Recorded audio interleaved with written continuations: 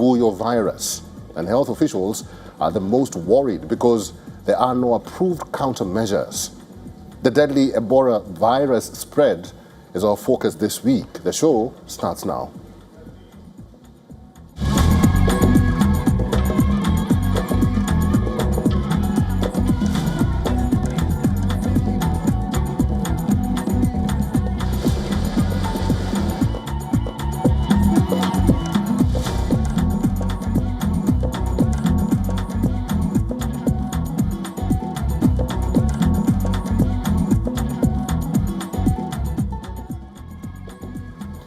The World Food Programme says the Ebola outbreak and food insecurity are deeply intertwined. More than 26.5 billion people in the DRC are facing acute hunger, according to the United Nations-backed food security experts.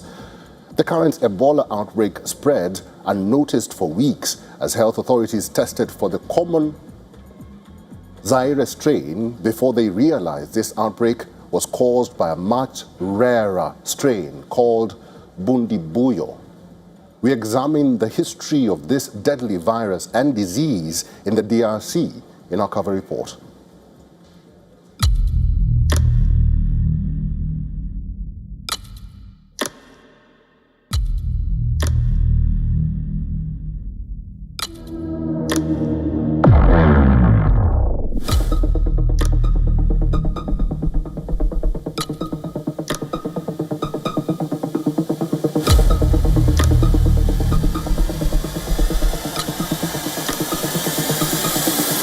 To understand how dangerous and devastating Ebola can be, you have to hear the harrowing stories of those who survived the ordeal, like Naluboa Sumaya, a 34-year-old mother of 4 from Mubende district in central Uganda. She recalls the trauma of her illness during a 2022 outbreak, describing how she lost awareness for days while receiving treatment. I realized that I was in hospital after 2 weeks. I noticed I was in a diaper wrapped in a polythene bag, naked. But the government had provided us with bed sheets and clothes.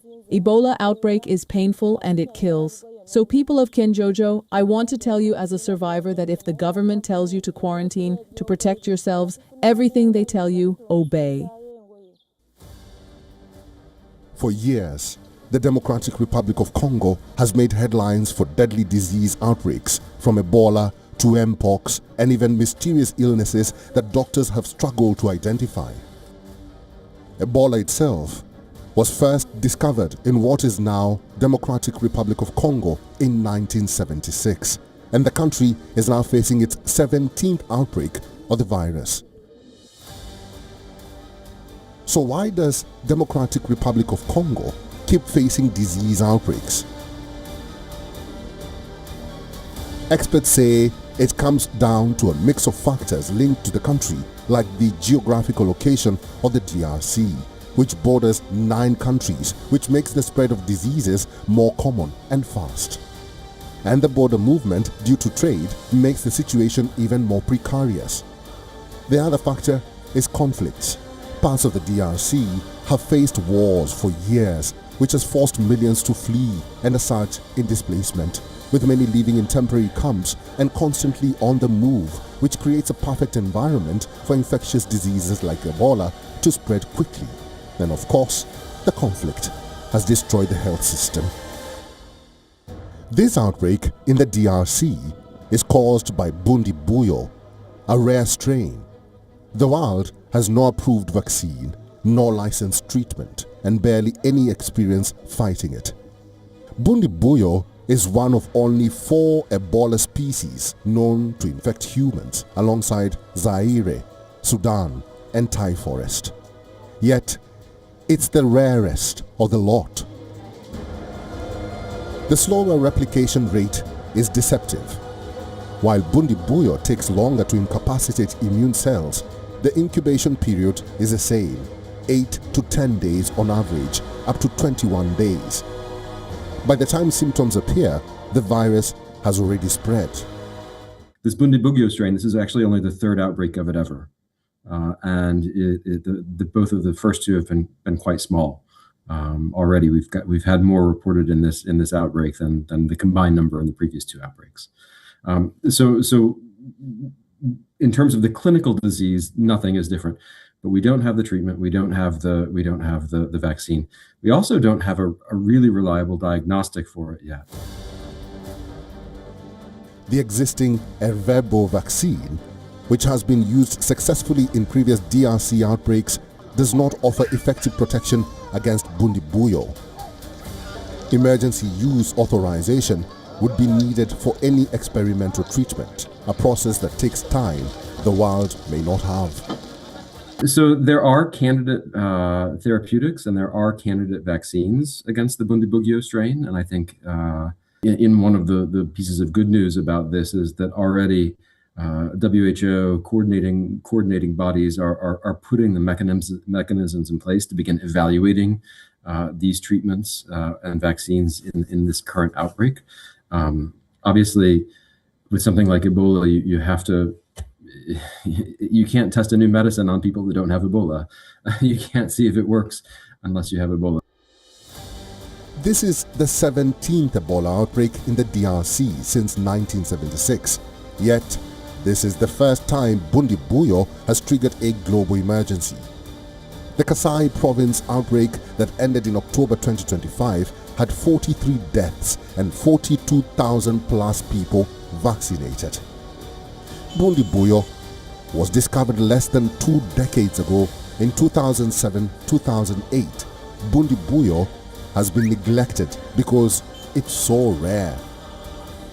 Fruit bats are believed to be the primary reservoir, with all outbreaks occurring in the Congo River Basin region. Africa Bureau, WION, World is One. Senegal's National Assembly elected ousted Prime Minister Ousmane Sonko its speaker. He replaces El Malik Ndiaye, a local supporter who resigned, paving the way for the ex-Prime Minister's rise. The vote was boycotted by the opposition following months of tension that culminated in the firebrand's sacking. President Faye named senior economist Amadou Mohamed Low as Prime Minister, saying the new appointee had the expertise to steer Senegal out of crippling debt.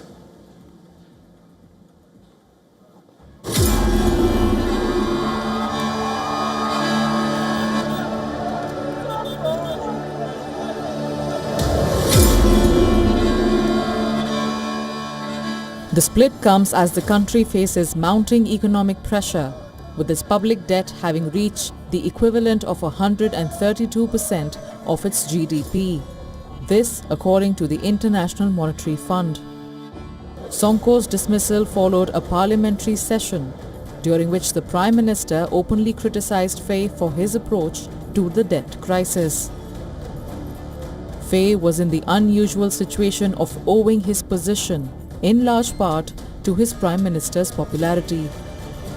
The President of the Republic, His Excellency Bassirou Diomaye Faye, has ended the tenure of Mr. Ousmane Sonko Prime Minister and consequently that of the ministers and secretaries of the state who are members of the government.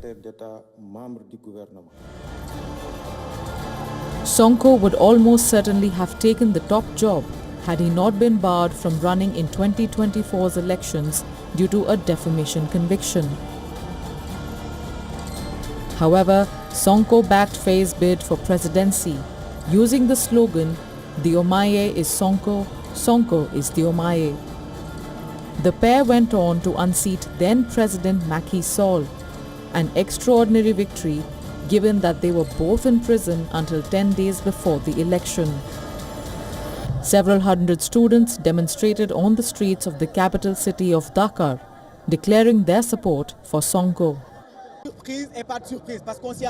Now that it has happened, we've been given the chance to operate in the arena we know best, namely the opposition's arena.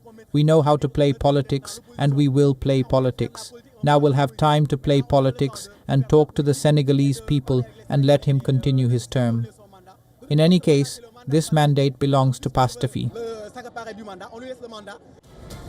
On the streets, reaction remains mixed on the announcement. with some lauding the move, while others condemning it.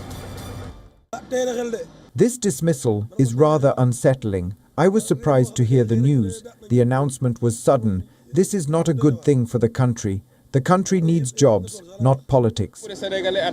Many Senegalese had been waiting for this. The president is the one who makes appointments. It is his prerogative to dismiss and to appoint.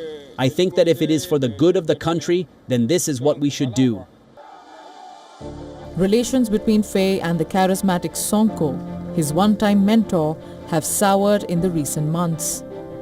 Their Pastef party won outright in the first round in March 2024 elections, on a promise of a profound political shake-up, vowing to fight what they said was corruption and mismanagement of government affairs. Despite Sonko's popular appeal, Faye holds all the real power as president and can fire his head of government with a simple decree. Sonko generated a passionate following among Senegal's disaffected youth ahead of the 2024 presidential election. He struck a chord in particular with his pan-Africanist rhetoric and tough stance on the former colonial power France. In a thunderous outburst to their Pastef party faithful in early July, Sonko accused Faye of a failure of leadership by not backing him up enough against his many critics. Africa Bureau, WION World is One.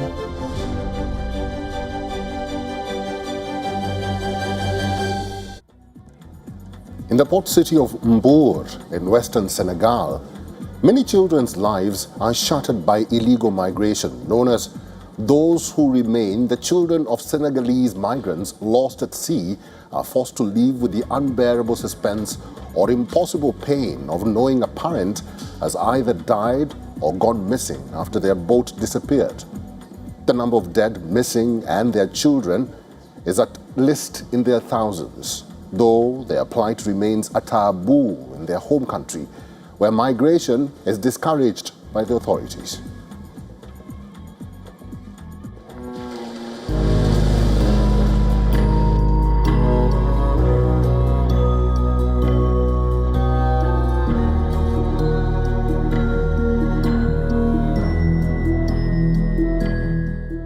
Young Sokna recounts the many nightmares she has had following her father's disappearance. For the children of Senegalese migrants lost at sea, the torment of grief is long-lasting. Known as those who remain, the young bereaved are forced to live with the unbearable suspense or impossible pain of knowing a parent has either died or gone missing after their boat disappeared. The number of such dead, missing, and their children is at least in the thousands in Senegal as of recent years.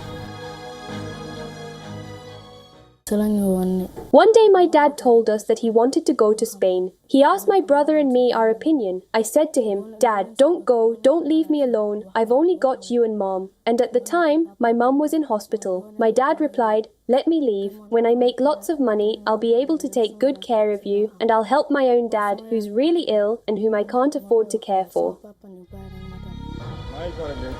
In Senegal's western port city of Mbour, the shattered lives and heartfelt dramas of such children are often kept in the shadows or swept under the rug due to the taboo nature of their parents' decision to leave. Crowded onto colorful wooden boats known as pirogues, which frequently hold more than 100 people, the migrants risk life and limb to make it aboard, generally to Spain's Canary Islands. Families are also afraid to share the children's stories due to the authorities' often repressive approach, which includes arresting smugglers and rescuing boats whether or not they want to come back. I've been through huge difficulties since my husband died. I was thrown out of the room where I was living, with people telling me the house belonged to my father-in-law and not to my husband. Now I rent a room and sometimes I end up 3 months behind on the rent without being able to pay, because the little money I earn barely covers lunch, and sometimes I can't even manage that. In 2024, At least 10,457 migrants died or disappeared while trying to reach Spain via the perilous Atlantic route, according to Caminando Fronteras, the highest number recorded since the organization began counting in 2007. Those fleeing Senegal are driven by despair and the lack of opportunity, with unemployment, a depleted fishing stock and other factors creating a dire situation. In addition, Europe's restrictive visa policies and increased border patrols have caused migrants to resort to clandestine and rickety boats. When I have to chip in to do things with my friends, I ask my mom, but she tells me she has no money, while my friends get some from their dads. That's why I go to work when I'm not at school, to help my mom. Breaking this silence is the goal of a pioneering program in Senegal, providing psychosocial support to these children, launched in 2024. Around 50 orphans are being supported by the Senegalese chapter of the Diocesan Delegation of Migration, an international NGO which began the project after noticing the suffering of wives of missing persons. Mothers find it hard to explain to their children that their father is missing or that he took a pirogue, so what they do is they tend to hide the truth, to tell the child that your dad went on a trip or he's coming back one day. And I think that means the children are in a kind of invisible mourning. Apart from the work carried out at its Mbour base, the NGO conducts 3 other tours a year in other regions of Senegal and provides in-home support. Africa Bureau, WION. World is One. Let's head to South Africa now. After a pause of 2 weeks, Ghana is set to evacuate around 300 of its citizens from South Africa as fears grow following an ongoing anti-immigrant march that has heightened tensions in parts of the country. The anti-immigrant march, driven largely by grievances over unemployment and crime, has forced some businesses to close and slowed economic activity in affected areas, according to community leaders and even diplomats.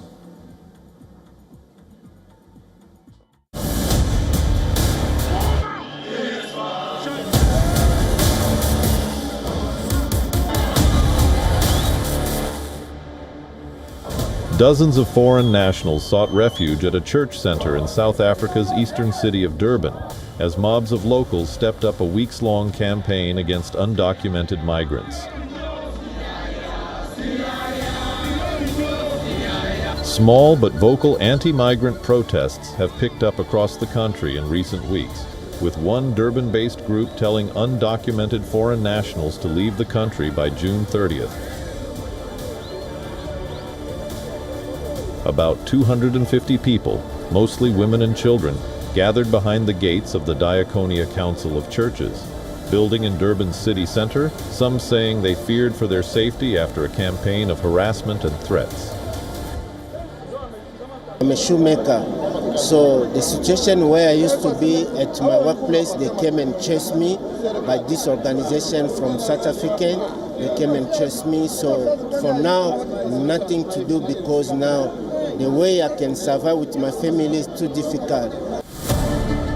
Durban, a major port city and economic hub, has been a flashpoint for xenophobic violence with organized groups targeting foreign nationals under different banners.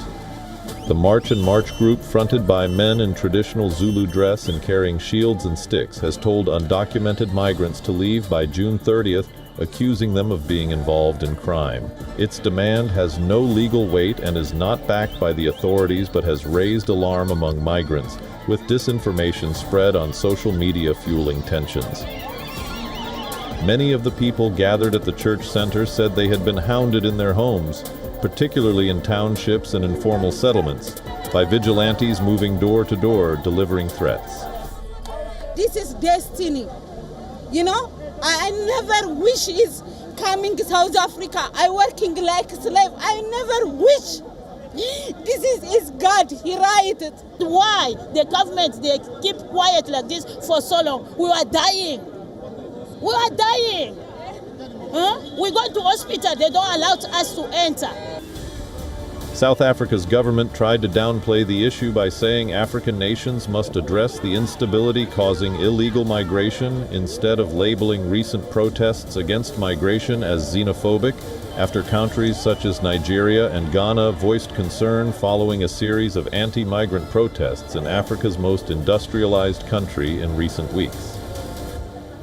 Issue of immigration is a pressure point, not only here in South Africa, but throughout the world, where protests are held on these issues. The condemnations that we've heard coming from the different quarters on the continent should not just end in condemnations, but there should also be willingness to constructively engage on what are these issues and factors behind people seeking to leave their countries of birth and seeking refuge elsewhere.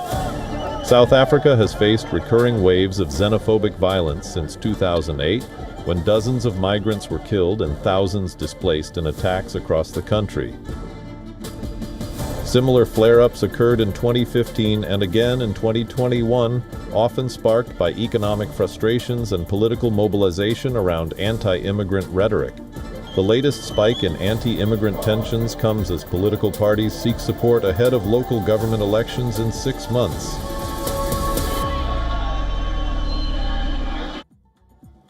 Let's head back to Central Africa and talk about this unique-looking suit.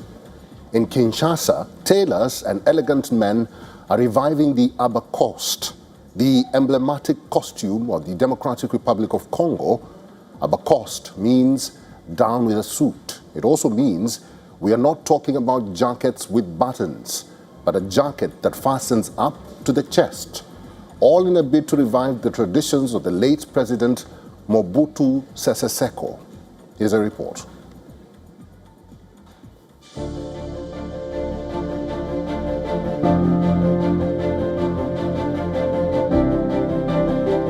Sewing machines whirred across bold fabrics at a Kinshasa atelier where Congolese tailors and their style-savvy customers have revived a suit long associated with life under a dictator. The abacost has a closed front jacket, often with a Mao-style collar and worn without a tie, ideal for the sweltering equatorial heat. It was the signature attire, along with his leopard skin hat, of President Mobutu Sese Seko, who began wearing the jacket in the 1970s when Western shirts and ties were all but outlawed. The authoritarian ruler made it compulsory for civil servants to do the same as a symbol of national identity and a break from the norms of the former colonial powers. Even its name, an abbreviation of a Basle costume or down with the suit, was an act of nose-thumbing.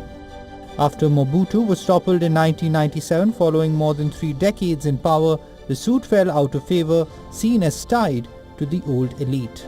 Now, nearly 3 decades later, it is back. At the moment, the latest trend in Congo in Kinshasa is the abacost suit. Abacost means down with the suit. It means we're not talking about jackets with buttons, but a jacket that fastens up to the chest.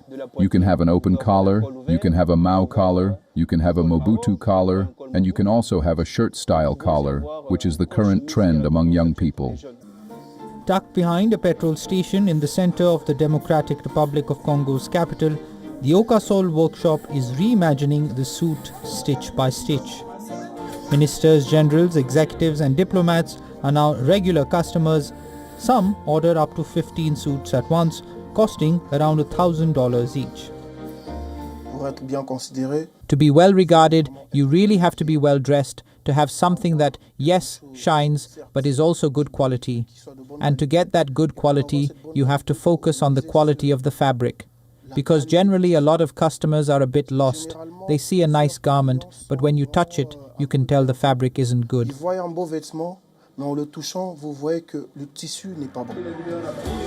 The modern abacost often features elaborate embroidery of bright patterns in strong contrast to the understated look of Western suits.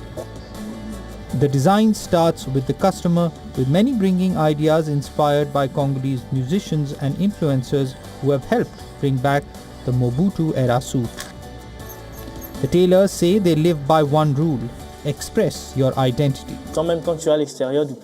You can feel it even when you're outside the country, even when you're in Europe. As soon as you dress in traditional cloth, people can already say, "Ah, that one is African, that one is Congolese." You already have that cultural identity, and that's really very good. The mass-produced Abercrombie-style jackets sell for around $50, with tailoring done on the spot in dimly lit rooms. Local tailors say the difference comes down to quality, arguing the imports use low-quality fabrics, often mixed with polyester.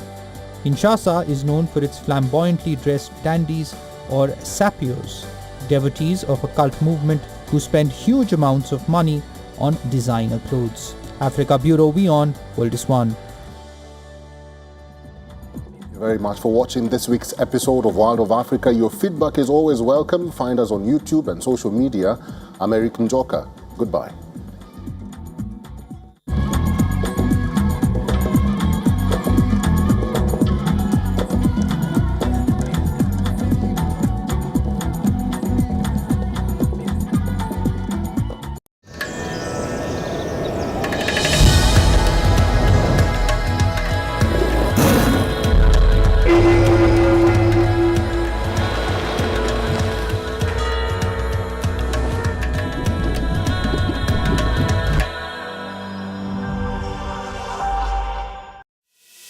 In this rapidly changing world, is your health keeping pace?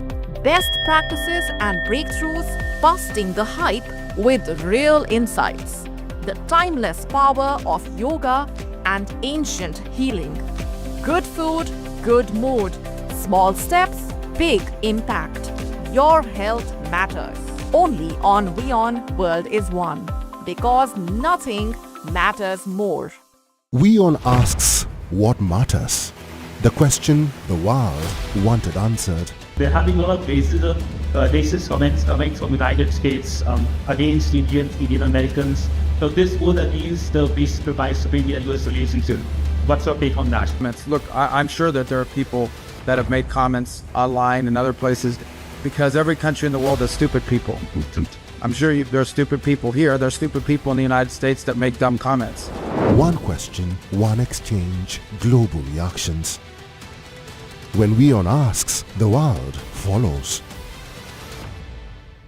Get the WION edge.